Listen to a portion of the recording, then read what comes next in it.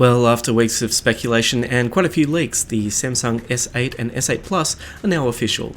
Samsung showed them off in New York City this morning. They're a 5.8 and 6.2 inch display devices, but they feel a lot smaller than that screen size would suggest. Samsung are calling it an infinity display due to the amount of screen the phone really is. The screen makes up 83% of the front of the device. There's very little bezel here. It looks absolutely gorgeous and it feels so nice in the hand, just like the poor long lost Note 7 before it. The display itself is 18:9 or 2:1 if you're playing at home, similar to the LG G6. This is a much more polished device in the hand. It feels a lot thinner, and there's something about that curved screen that really does make it feel great in the hand. Samsung seem to be the only people who can make that curved glass display.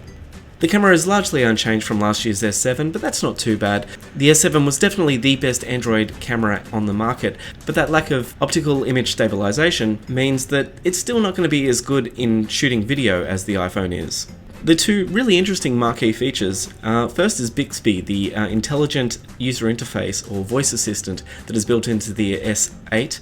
In demos it worked very well, if a little bit clumsy in the voice readback and a little bit slow, but this is to be expected from brand new software. I'm sure it's going to improve over time. The real disappointment for Australians is Bixby won't be available at launch. You will have to wait just that little bit longer for Bixby to understand our Australian drawl. But for me the highlight really was the DeX unit. This is the little puck that sits on a desk that can turn the S8 into a full desktop experience. They're calling it an experience because it's not a desktop as you would know it. It's not Windows and it's not Mac.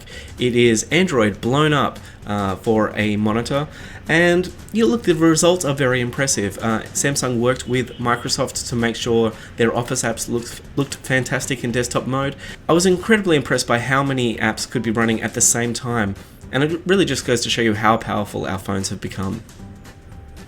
Overall, it's a very, very polished device, as you would expect from Samsung. They still make some of the best displays in the business, incredibly fast, very powerful, a great new addition to the Galaxy range.